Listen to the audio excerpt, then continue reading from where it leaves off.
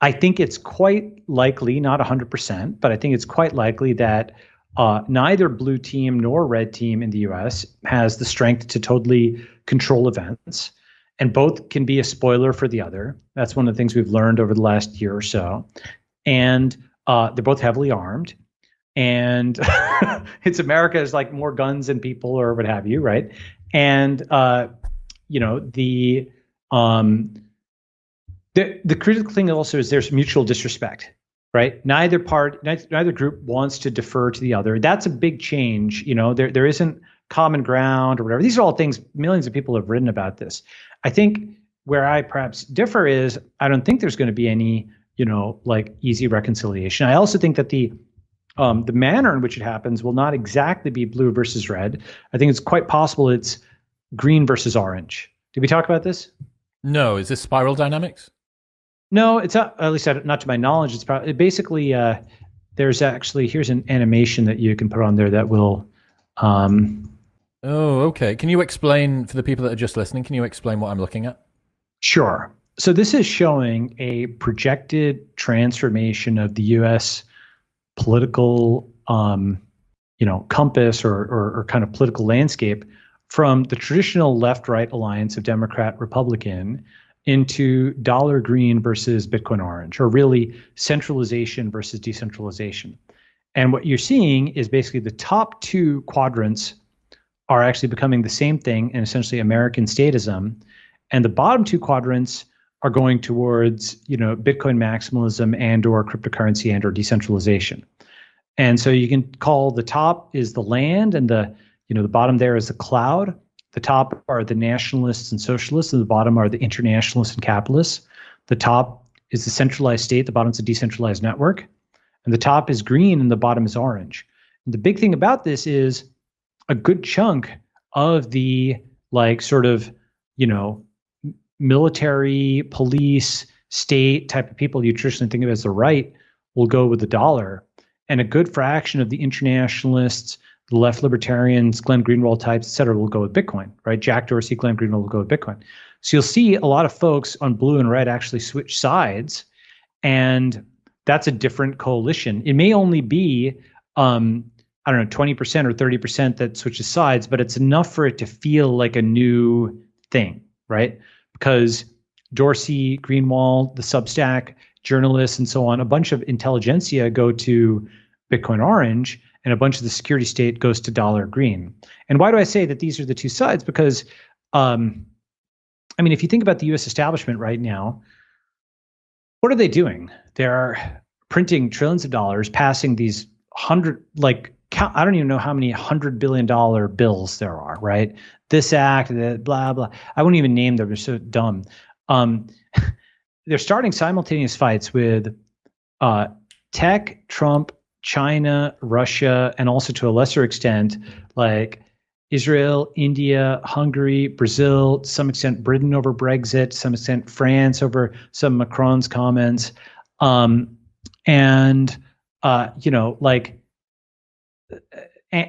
ambitions in some ways are going through the ceiling, right? Fighting proxy wars with multiple nuclear powers and like a cold civil war with half their own population, and fighting all the tech guys, and fighting Web3 and BTC, and yelling at like everybody who's even slightly out of line, like Hungary or whatever, right?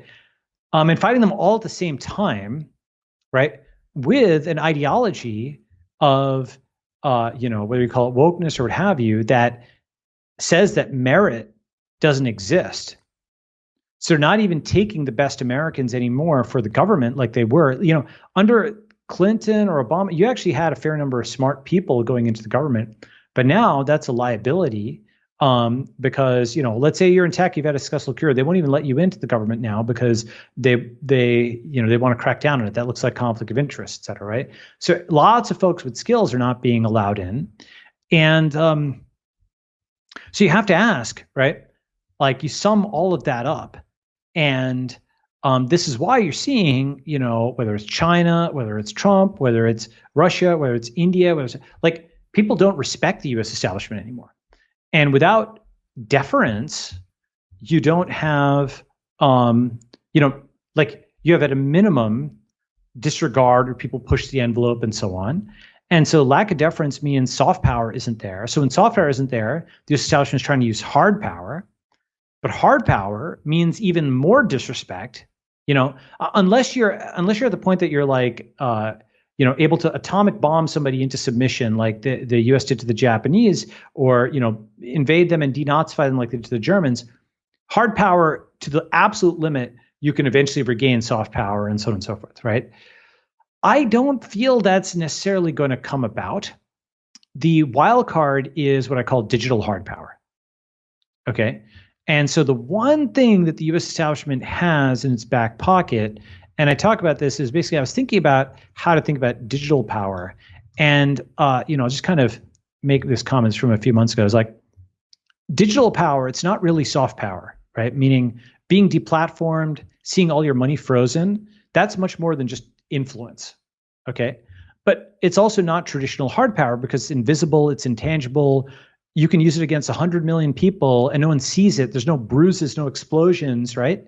So what is it? And the way I was thinking about it is actually it's like you can cut the thing in two. So 4-part classification: analog soft power, analog hard power, digital soft power, digital hard power, right?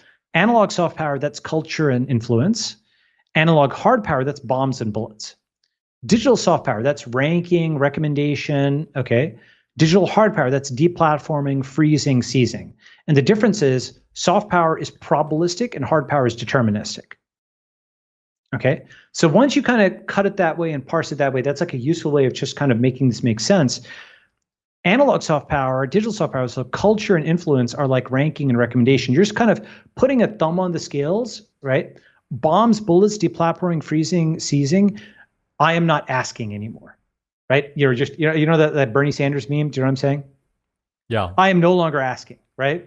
Okay, so they're just freezing, they're just seizing, they're just freezing your account, you're an unperson or whatever, right? And so the big wild card, like, the thing I disagree very much with like Peter Zeihan, for example, is he puts a lot of weight on like America's aircraft carriers and its nukes and other stuff, geopolitics, blah, blah. And the thing is that, yeah, okay, is it true that that matters to some extent? Yes, but it matters less than it ever has. Why? Because you have this entire new cloud world where so much stuff is happening first, and then it's getting printed out into the physical world, if at all, okay?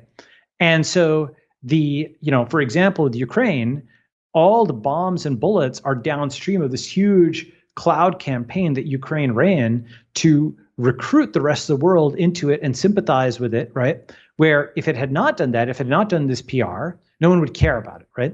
Zelensky, to, at least from leaving aside all the other stuff, from just a military PR strategy thing, he went and gave addresses to all these different parliaments to kind of bring them he was constantly like recruiting from the outside using the network, right? Expanding it beyond the borders of Ukraine to this giant digital kind of thing, right? And that's how he got the physical resources. They were printed out from the digital thing that was up in the sky. He printed out those resources and brought them in to Ukraine. Okay, there's lots of other things that are kind of like that. But point being that insofar as the U.S. establishment manages to hang on, if you look at things like, I don't know, you know what the F-35 is? The fighter jet? Yeah. So if you look at stuff like the F-35, the Zumwalt, the littoral combat ship, the Ford class carrier, these are just gigantic, like multi-billion-dollar, in some cases multi-trillion-dollar catastrophes, right?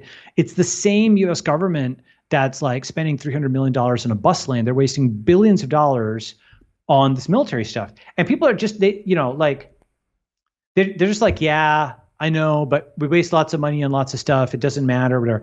But it's, you just can't blow like a trillion, just like that money starts to add up, especially if, like, for example, the Chinese play an asymmetric physical game. They're smart. They're like the world leaders in drones and other stuff. Their doctrine says, yeah, America sends these aircraft carriers, we'll send drones and blow them up asymmetrically. And the entire, F-35 is like a manned, like airplane. Even Top Gun, like this recent movie, has some line on it, which is like, we're the last manned aircraft.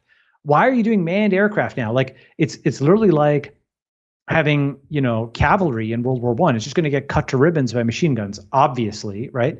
So this entire physical military build out is, I don't want to quite say it's obsolete. That's not exactly right. But a lot of it's based on premises that are no longer, in effect. It's not necessarily, it might need to get defeated by a startup military, by a military that does not have such assumptions, for people to reevaluate it, because it's just like a corporation where you have divisions that define themselves by being like manned fighter pilots, or like we're the guys in the tanks.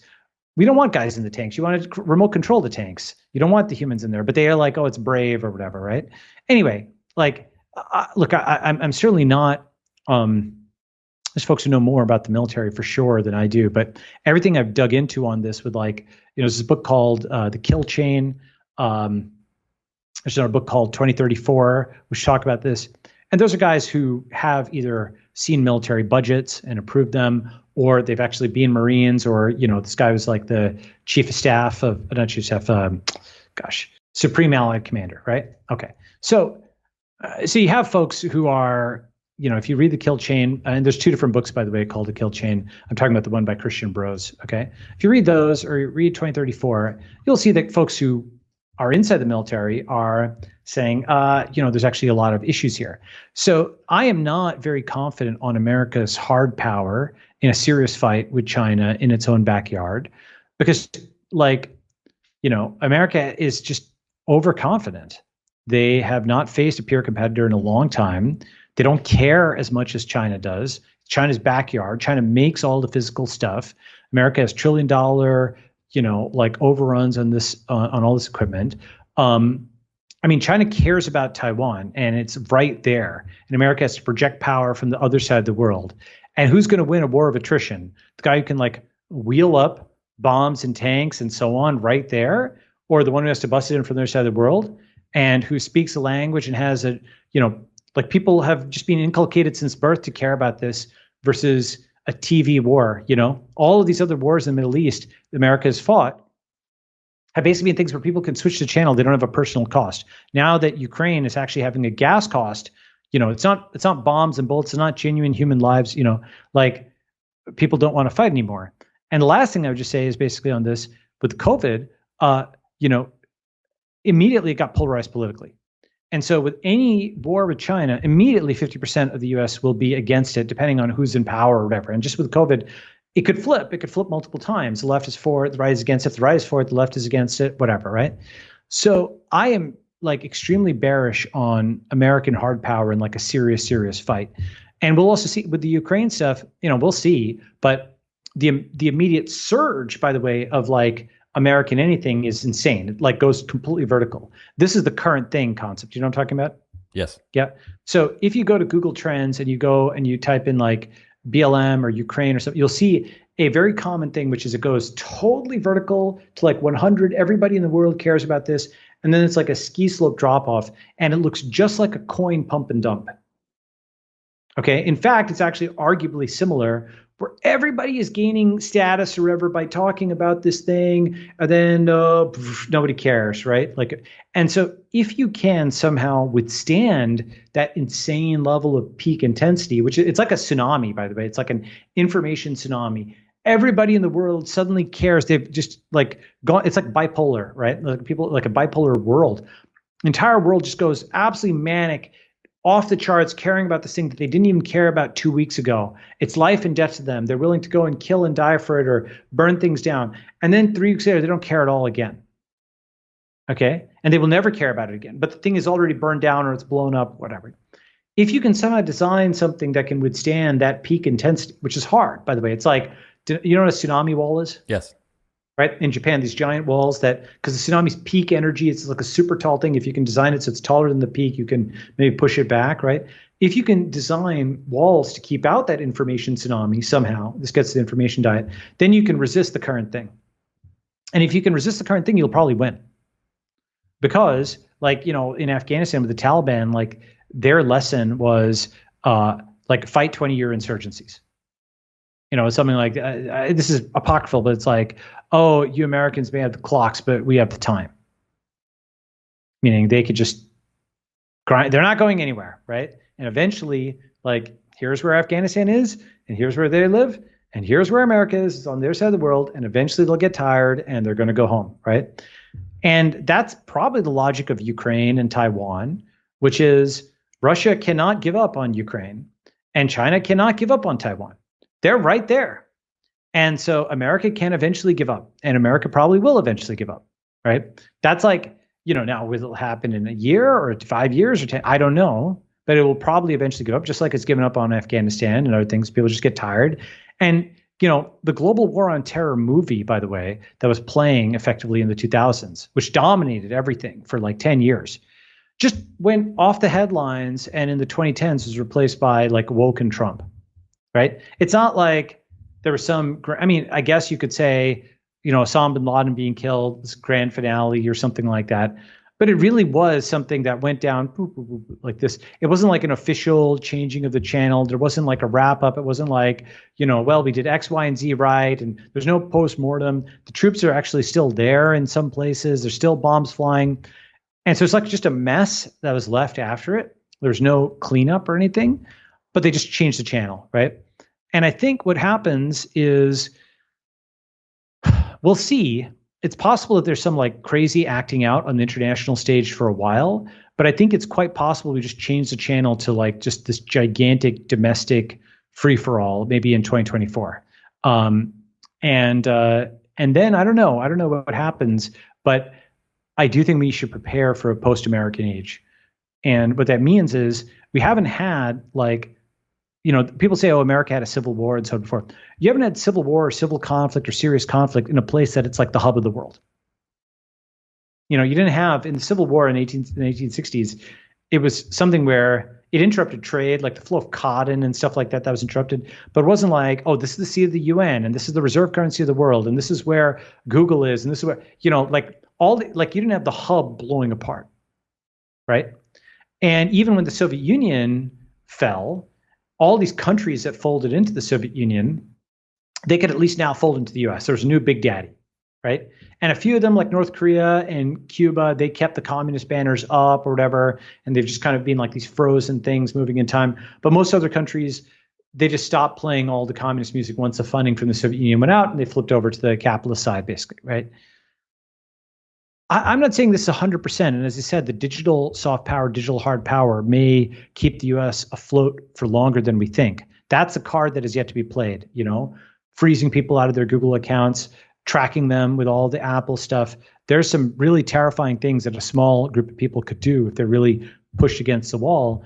And if the state essentially either takes over and or fuses with the tech companies, that's what this antitrust stuff is. Like the resolution of it is effectively nationalization of big tech by the US government. No matter what else the justification is, even if it's an economic justification, at the end of the day, FBI, CIA, NSA will get all the back doors that they were denied 10 years ago. Well, part of me hopes that the crystal ball Cassandra truth-saying ability that you seem to have a track record of might be a little bit less accurate with this one. Look, Balaji, let's bring this one home, brother. Let's bring it home. Okay. Let's bring it home. So essentially, that's a scenario for either American anarchy or, which is conflict between these groups, the green and orange, or kind of American tech companies having this digital control over people. And conversely, in China, I see if American anarchy, the opposite of American anarchy is Chinese control. So you are being iris scanned everywhere. You have drones overhead. You have the digital yuan tracking every purchase.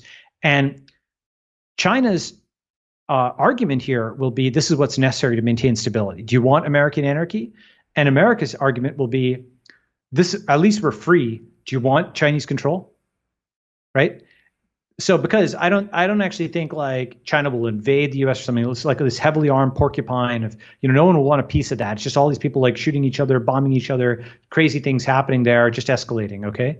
BLM and Jan 6 all the time is kind of one possible model of what that becomes, whether that's by 2024, 2028, or 2032, I don't know, but there's a graph at Visual Capitalist which just shows the chaos escalating, right? It's like civil unrest, to get to quantify it's just been increasing since the 2000s, right? And it's got like remission and then it comes back. It's like crypto. It kind of has this crypto summer and crypto winter and crypto summer, but it's on the way up. Just like political summer, the heat keeps coming. Okay. So between American anarchy and Chinese control, those are not great choices. And China will also, to many countries, basically say, guess what? We've got a whole surveillance stack. It's turnkey. Unless you want your country to fall into civil war and mimic America, just sign right here, sign your life over to China. We'll install the surveillance state and you'll never have unrest, right? Many countries will take that. But of course, it's a Faustian bargain because people are tracked, but people will, unfortunately, but in two choices between that, which is basically, like AR-15s shooting each other all the time versus being iris scanned, a lot of people will take the Chinese control option, unfortunately. And so that's how China's soft power just expands. It's Belt and Road 2.0 and so on. They'll just put a clamp on their own society and then export it. They're already doing this. And so against that, we need a better alternative, right? We have something which is for the other 80% of the world, it's neither American nor Chinese. And in fact, for the 50% of Chinese and probably close to 50% of Americans that don't want a piece of either of these things, right? Like people forget, like lots of Chinese people are effectively Chinese liberals. They're internationalist capitalists. They want peace. They want trade. These are the folks. I mean, look, before 2016, like the US and China were like the motors of the world. Even as late as 2019, Obama was a multilateral internationalist Democrat that made a movie called American Factory about like Chinese people and Americans working in concert to build things, right? Just as America's kind of lost its mind over the last 8 years, China's also gone ultra nationalist. Xi Jinping has replaced all these governors. This is something that's not as reported in the US, but something like 90% of governors and people in the standing committee and so on have all been replaced as of 2017 with like ultra nationalists. So it has gone as far to the nationalist right in some ways as America has gone woke. Okay. So they're crazy in their own way. They've got this anti-Japan, other sentiments boiling on their own internet, right? So between those two things, what if the choice is neither? What if the choice is just in like, as in the Cold War, there was the first world, the second world, the third world, the non-aligned movement, but these guys came in third. What if this time it's not the third world, but it's Web3? What if it's not the non-aligned movement, but it's the aligned movement? What if it doesn't come in last, but it comes in first, right? Where all the other peace-loving peoples of the world are able to effectively align behind crypto protocols, which give genuine rule of law, okay? Meaning you've got freedom of speech, freedom of contract, you have contracts that work across borders, you're not going to be cheated, you have international reputation, you have something that's the equivalent of Harvard, but it's on-chain because your crypto credentials are there, but it doesn't have fees, it's not exclusive in the same way, but it's more meritocratic. Many of these institutions, for example, with media, I've talked about this, like, having, if you look at my talk on the Ledger of Record, that talks about actually putting media on chain. You look at my talk on crypto credentials, it talks about putting colleges on chain. Obviously, people have talked about putting the Federal Reserve on chain, and Wall Street on chain. So you take these American institutions and you build more fair on-chain versions, and you prepare for like the US hub to maybe just like explode into sparks or not be there for us, right? And that is not anti-American. In fact, you wish the best for these folks. And in fact, you want to help a lot of Americans that want something that's centrist. It's post-American where it just doesn't rely on something that could go down in a burst of flame, right? And it's constructive and it can be done without trying to get everybody to buy in. You just build these systems online, right? So one piece of it is the Web3 systems. And the other piece of it is, if you go to the networkstate.com, you can read that about how it's not simply about building the technology, it's also about building the community and the societies. And I won't be able to recapitulate the whole thing, but go to the networkstate.com. And if you're interested in what the alternative is to American anarchy and Chinese control, it might be startup societies and network states, and you can read more there.